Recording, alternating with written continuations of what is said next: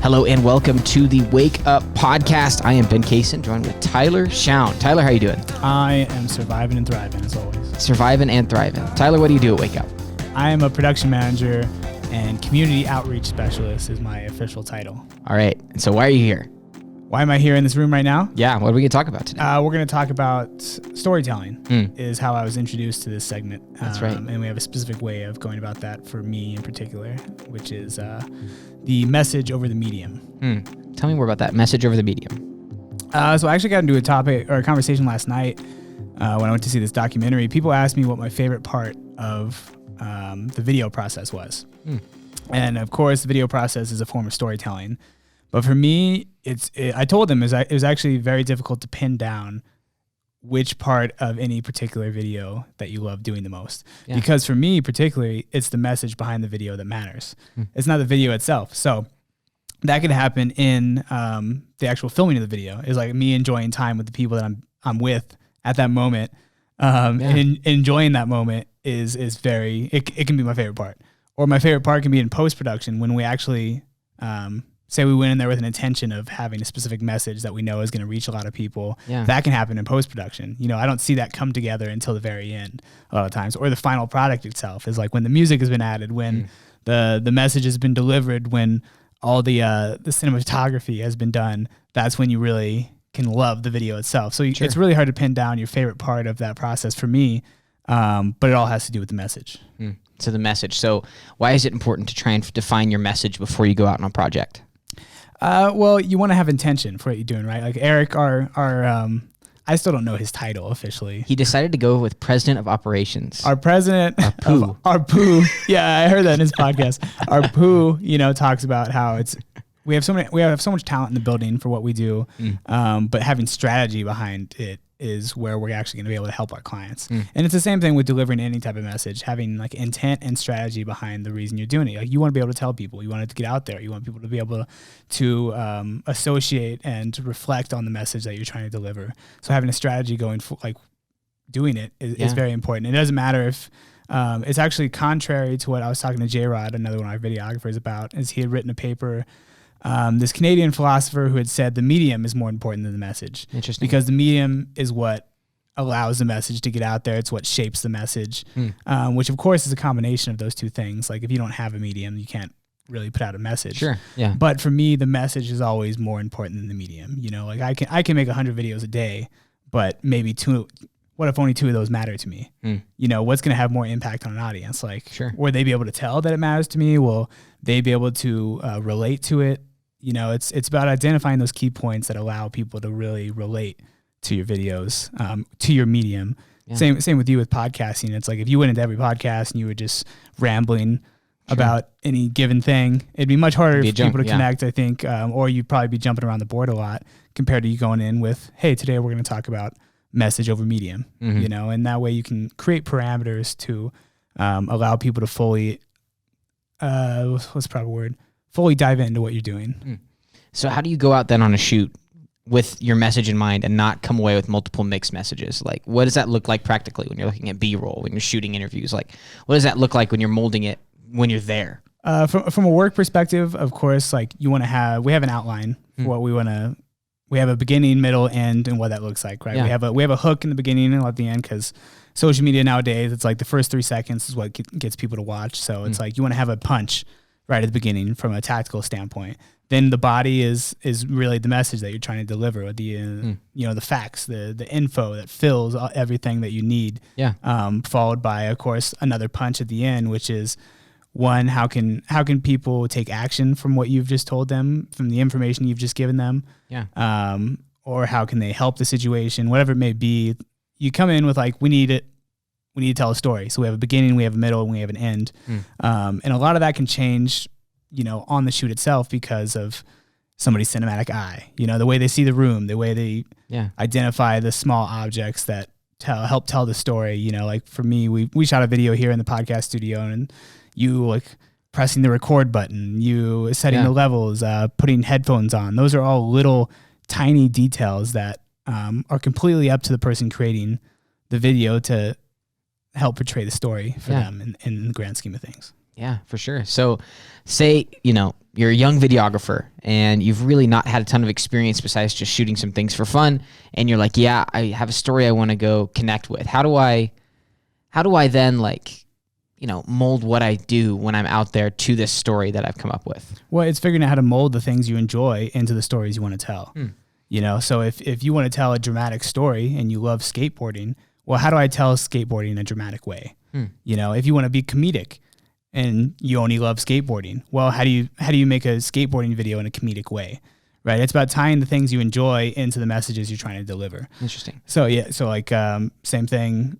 Any shoot that we go on, say I went to the PAC today, and it was they wanted to tell stories about they have swim lessons coming up, and we said, okay, well, we want to take a comedic look on swim lessons, which we're trying some dark humor out, I think, with that type of stuff. But then it's like, okay, how do we make a skit based on swim lessons, right? That we think will deliver in a comedic way that people can relate to, that will get a laugh, because that's what our clients want, and that's how we want to deliver it, and it's our job to figure out how to do that. So talk to me about then whenever maybe what you're trying to have come across is different from the people that you're around. Maybe you're hired to do something and you see I can see that there's a way this could go, but you're kind of put in a box with, hey, this is what we want to come out of it. What does that look like for you? Well, I don't know. It's all about providing perspective. And so a client can give me the perspective they want people to take, and it's my job to figure out the most creative way to make that a reality. And there's actually a word that I learned earlier this week that's called sonder, which I love the definition of. It's realizing that every person that passes you by can have the exact same complexities in life that you have individually, and that's a perspective you don't really get unless you're a third party outside looking. So I can have my full creative perspective. They can have their parameters of the perspective they want to provide, but my job is to provide the third party with the goal, the goal perspective, which in the end is the combination of our two things, A squared plus B squared equals C squared. Sure. In the end, Pythagorean theorem, baby. Pythagorean theorem, baby. I was good at math, so. So let's just talk about even longer production. Cause I know for example, you told me about you went to Thailand and you were shooting video all the time and you were making things like that. Whenever you're just getting footage and then you go to the editing bay and you want to put a story together, build a message, what does that look like? So that's much harder to do, to film everything and then figure out a message, afterwards. So when I went to Thailand, my intention was to tell the story of local musicians, business owners, whomever, to provide perspective to those outside Thailand of what a day-to-day life is like in Thailand. And provide comparison. Literally, I'm providing comparison of, hey, you've grown up a certain way, but I can package this message in a way that is going to be aesthetically pleasing to you and entertaining to watch. But also I'm providing you with perspective, which is my main goal.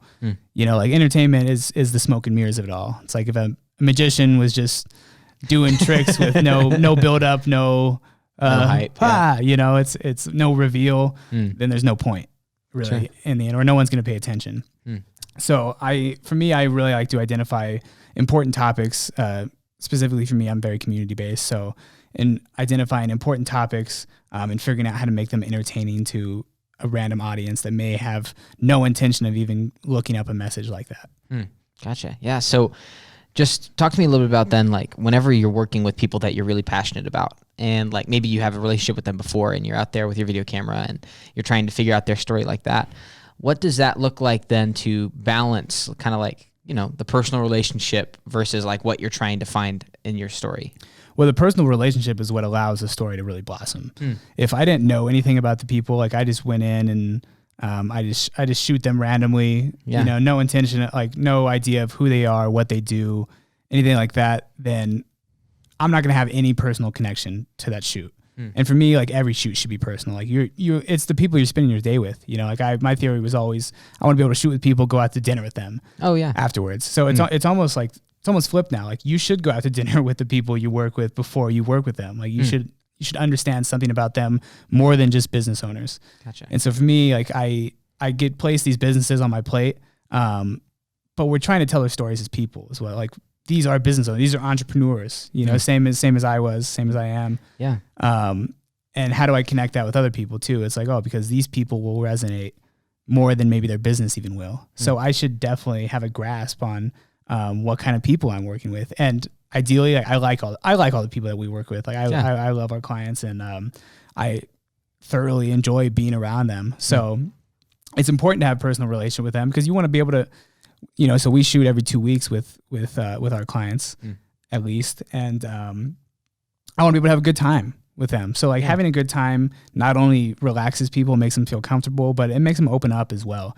So you can come out with a lot more knowing what you're talking about, who you're talking with, than just going in blindly. Sure. And I find that a lot in podcasts as well, by the way. Like, if you're coming in with somebody who just walked in and you maybe don't know them very well, like it's going to be a tougher podcast to get them to open up and get to know them. But like for you, like, I've known you now for a while, but like 6 months since Really Wake Up. So now you can come in and we can just like have a conversation really easy. So yeah, it's much easier to break the ice. Yeah, exactly. And we have the same problem all the time. People's first times on camera. Yeah. They can be the most talkative person in a stadium. And as soon as they get on camera, press the button, freeze up, and they're just like, oh my gosh, wait, who's going to see this, type of thing. Yeah. And I'm like, 5 minutes ago, I couldn't shut you up. No, man. But it's just about making people relax. And when people are relaxed, they're more open to delivering, the message they want to. So a lot of people nowadays on YouTube are doing a lot of vlogging. So you're taking a lot of footage of yourself doing things, you and your friends, like you see that a lot. So if you're a young creator who's doing that, how do you find or make a message whenever you're just recording yourself doing things? What does that look like? That's a hard one. So I don't know. I would take example, Casey Neistat he was the first YouTuber I started following ever. And the way his career developed really is like him and his brother had made some films on their own. Nobody knew who they were, nothing really like that. But then he challenged himself to make a vlog every single day on YouTube. No matter what, he had to make a story out of his day. And what he came to realize is his days became much more interesting because he challenged himself to make them story worthy, right? It's like otherwise he would made boring videos.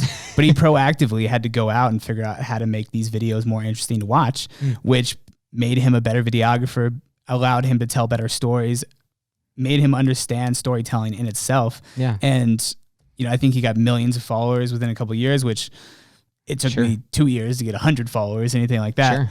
But after years of work and just telling stories, it's the same with like writing. The reason people journal every day is it's going to allow them to become better writers, better thinkers, things like that. Yeah. It's the same thing with videography. It's like you want to become better at storytelling. Well, just practice telling. Try making a story out of anything. Is the key to being a good creator. Somebody puts a pen on your table and is like, right. Right. Yeah. Here's a room, shoot it. That's kind of how it is a lot of the time. Yeah. Wow. Yeah. So let's then apply it over to a business. So if a business owner is listening to this, maybe they're not even specifically thinking video projects, but they're thinking, social media posting, like trying to figure out what things look like. Everyone's telling you, okay, I need to post on social media. Like if you check out our podcast with Mia, she was saying the same kind of thing, like post on all these platforms. What does it look like then applying the message over the medium to a social media strategy? I think it's about identifying what message resonates with the audience that you want. Okay. For a lot of these businesses, they have their own communities already, but they want to expand their communities. Yeah. And it's literally trial and error is what it's going to take to figure out what connects you with that new community they want. What connects you with your own community? Why do people come to you, and why do you want them to stay? Is a key identifier. And so whether it be a post, whether be a tweet that's like 10 things that like, look at my coffee today, or my daughter came in and this, because a lot of your audience has daughters and they can relate to what you're talking about. Like you're a mom, and people can relate to that. Yeah. It's about identifying the messages that really resonate with people and are ones that you want to put off. It's just like the first step is understanding the audience. And that takes a lot of trial and error. As like, we make tons of content all the time. Sure. But the goal in that is to learn and to identify what content resonates with the people we're trying to reach. Gotcha. So Tyler, what is your favorite video or like video series that you made where you felt like your message was really clear and you executed it well? Oh, my message is really clear and executed it really well. Well, honestly, I could say last summer I threw a summer movie series where I literally threw like events with 3 bands at each one. We showed independent films every night. Yeah. I made videos to show what those those nights were like to try to get people to come to them in the future. Yeah. And from beginning to end, I think from a grand scheme, that's some of my best storytelling I've ever done is literally creating the platform for stories to live, was creating the events where, you know, groups of people and artists could come together. Yeah. Showing how great those nights were for people that didn't come, you know, it's kind of, and also kind of like a lash on the back. Like, why didn't you, why didn't you like, come to my event?